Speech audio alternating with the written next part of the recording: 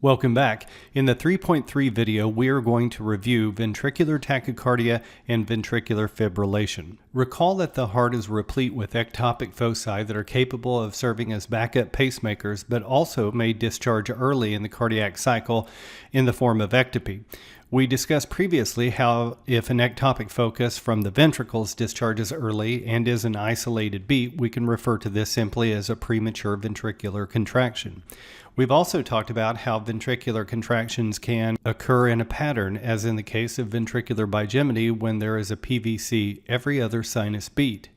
We've also talked about how you can have multiple forms of premature ventricular contractions. Here we can see that there are three different premature ventricular contractions and that they all have a different morphology, implying that there are three separate ectopic foci giving rise to these beats. Also, sometimes when we have two PVCs in a row, we may refer to that as a couplet, and then sometimes if there are three of them, we may refer to those as triplets. However, once we get four beats, we generally refer to that as non-sustained ventricular tachycardia. Sometimes you'll hear people saying that was a 4-beat stretch of VTach or a 3-beat stretch of VTach. The main thing is that it came and it went in a very brief period of time. Here again is another depiction of non-sustained ventricular tachycardia. Here we can see that this person is in sinus with a PVC sinus and then in ventricular tachycardia that lasts for just a few seconds and then back into sinus and then back into ventricular tachycardia. These sudden occurrences or paroxysms of ventricular tachycardia may indicate some kind of underlying illness like ischemia or some kind of electrolyte disorder. So VTach or ventricular tachycardia is a tachyarrhythmia that arises from the ventricles as a result of those ectopic foci that continue to fire because of enhanced automaticity. We know that we have VTach if we have 3 or 4 more PVCs that are kind of strung together, that creates a short stretch of ventricular tachycardia. Now, for my purposes, I would say anything longer than 30 seconds is sustained. The rates associated with VTach are going to be like 160 to 240. As you can see, if you look at these three different lead systems showing ventricular tachycardia, it is generally quite regular. The rates are high, the QRS complexes are nice and wide, and this rhythm is always bad. So ventricular tachycardia can arise as a result of underlying heart disease, whether it be ischemia or infarction or hypokalemia or low magnesium levels. Any of those things can definitely give rise to that ectopic focus that causes VTach. Also in the case of cardiomyopathy, if a patient has a big baggy ventricle and the adverse remodeling of the cardiomyopathic process has caused a distortion of the architecture of the tissue of the left ventricle, we can expect there also to be some electrical instability associated with those changes in the tissue. Lastly, it's important to keep in mind that there are two general classes of ventricular tachycardia, monomorphic and polymorphic. On the right, you can see monomorphic is going to be uniform in one lead, so that in, let's say, if in panel A, this is lead 2, then all of the complexes are going to look just the same in monomorphic VTach. Here you can see a positively deflected QRS complex, kind of the shark fin appearance. In the one beneath it in panel B, you can see it's negatively deflected, but all of those are almost identical. Look over to the left-hand side. In panel A, you can see there are some wide complexes and then a brief period of short interval complexes, and then it stretches out. And then in panel B, it's quite more prominent. We see very large amplitude QRS complexes, and then a small one, and then a larger one, and then a small and a larger. Now on the left, when we say polymorphic VTach, one of the most important forms is going to be this guy right here. This is torsade de pont. Torsade de pont is French for twisting of the points, and this is an important form of polymorphic ventricular tachycardia. Torsade is given this name because it looks like kind of a twisted ribbon, and so the important thing to notice here is that there are large QRS complexes alternating with short ones large, with sufficient amplitude variation to pick up that pattern. Torsade occurs as a result of either acquired or congenital long QT syndrome.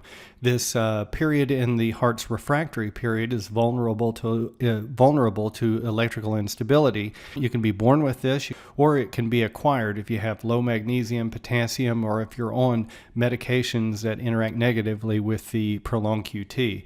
And torsade is bad. So I just want to point out that occasionally in the upper right-hand corner, you can see a wide complex tachycardia that is not crazy fast. The patient is stable, their blood pressure is okay, and you think that it might be ventricular tachycardia, but when you look closer, eventually you can identify some P waves, and that could be supraventricular tachycardia associated with a bundle branch block. And so just keep in mind that not everything wide complex is going to be VTAC. There are other more benign things, and we will look at the criteria for sorting those out more later in the course and in emergency medicine. But do keep in mind that there is a situation where it's VTAC versus wide complex SVT, and the main thing for now is clinical presentation. If the wide complex tachycardia is at a reasonable rate, like 130 as opposed to 230, and the patient is stable, they're alert oriented and normotensive, that probably is a benign arrhythmia, and you have some time to sort that out. So just to round out our picture of ventricular rhythms, we started off with the concept of idioventricular rhythm, so that if the atria and the junction don't fire off, the ventricles can pitch in and generate some kind of pacemaker activity, although unfortunately it's usually so bradycardic that it's not going to provide sustained cardiac output. This particular rhythm can become accelerated. You can have an accelerated idioventricular rhythm with rates ranging from 50 to 100, and you can see that in the left lower hand corner. And then, of course, if we have an ectopic focus that's generating that high rate activity between 100 and 160 and 240, then you can have ventricular tachycardia. So we mentioned previously that ventricular tachycardia is bad.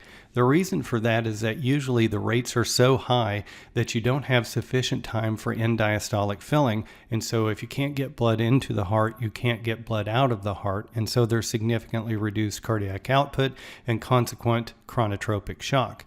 With all of that in mind, how do we treat this? Well, when you come upon a patient and you see that on the monitor, you're going to say, well, do they have a pulse? Hey, are you okay? No response. Check for a pulse. No pulse.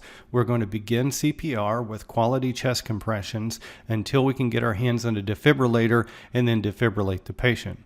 If we have a patient, we say, hey, and they moan, they're in VTAC, we check their pulse, they have a pulse, but their blood pressure is low and they look funky, then they may be unstable, and so instead we're going to cardiovert them. Cardioversion is where we hook up the electrical pads to their chest, but we synchronize the shock with the QRS complex of the heart to try to provide a little more precise conversion of the heart back to sinus rhythm.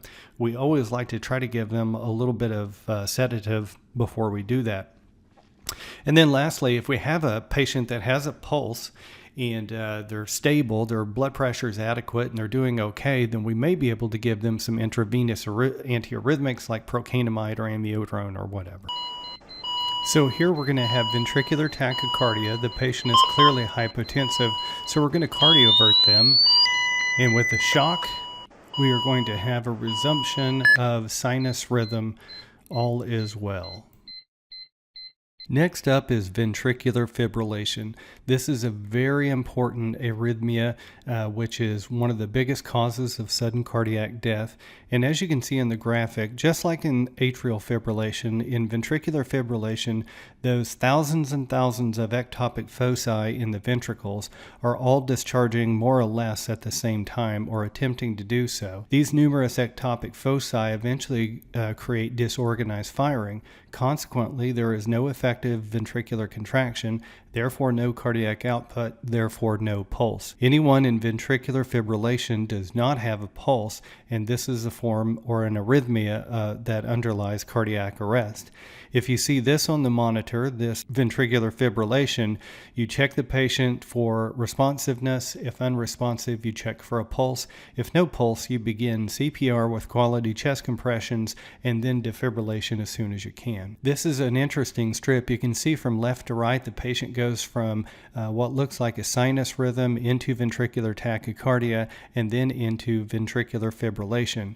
Now, VFib is essentially a baseline of chaotic zigzagging small waves, and sometimes you can get fine V-fib, which is kind of there in the middle, versus coarse V-fib, which you can see on the right and left. Those are both V-fib. There is no difference in the treatment management or perspective or anything like that. It's just that sometimes people want to say if they see that coarse V-fib, sometimes they'll think that it's torsade or something else, but usually with a little time and recognition, you can get that fine V-fib and coarse V-fib look just like that. So here we have this strip here, and what you're going to see is this is going to be V-fib, and so there's a rhythm strip down below, and what we're seeing is that there are occasional increases in amplitude, but these increases in amplitude and the alternation of those increases in amplitude is not sufficient for us to say that this is torsade. So here we have a patient that appears on the monitor to be in sinus rhythm, but all of a sudden we have a monitor change.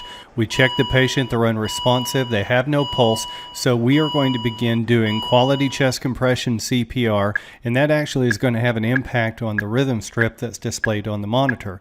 While we're doing that, we're going to charge our defibrillator, and once it's charged, I'm clear, you're clear, everybody's clear, and shock. With this defibrillation, with any luck, we will see the resumption of sinus rhythm.